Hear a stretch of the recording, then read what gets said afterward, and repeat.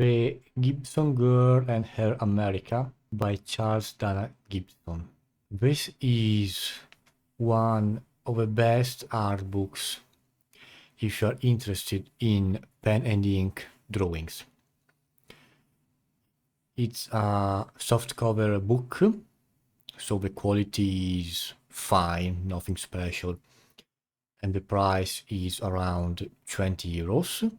If you don't know Charles Dana, well, he was an American illustrator famous for the Gibson Girl, who was an iconic representation of the independent American woman of the 20th century.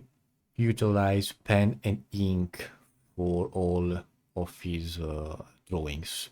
And in fact, they features a lot of etching, cross-etching, and you can clearly see, especially in the heads, all the planes of the planes of the head, as well as distinctive features of each one of them.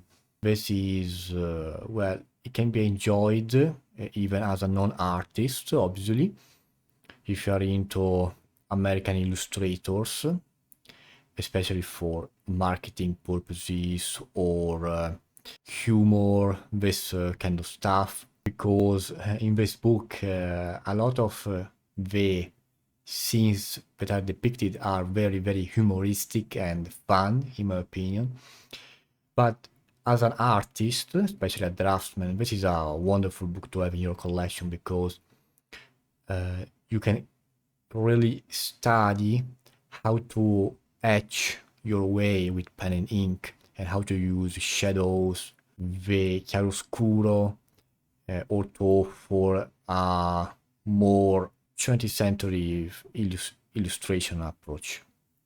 There are over 140 pages in this book, so quite a lot of material, and as you can see, the artworks are printed in full size.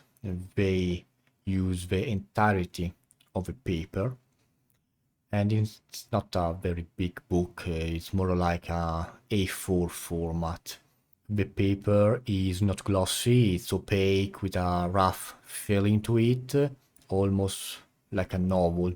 The scenes depicted are, as I said, mostly humoristic, but you also have the Gibson girl that participate in various events of a social high class, so to speak. And then you have a whole series on Mr. Pip. The most prominent artworks in this book are, well, of course, women, figures alone, figures into an environment, both male and female. There is a good variety, and portraits. Although the girls, the woman, they all follow the more or less the same style, that's the style of the American illustrators of that time, while the men, they all have a very grotesque or humoristic face. So yes, there is nothing else to say about this book, I believe, and I leave you with the flip through.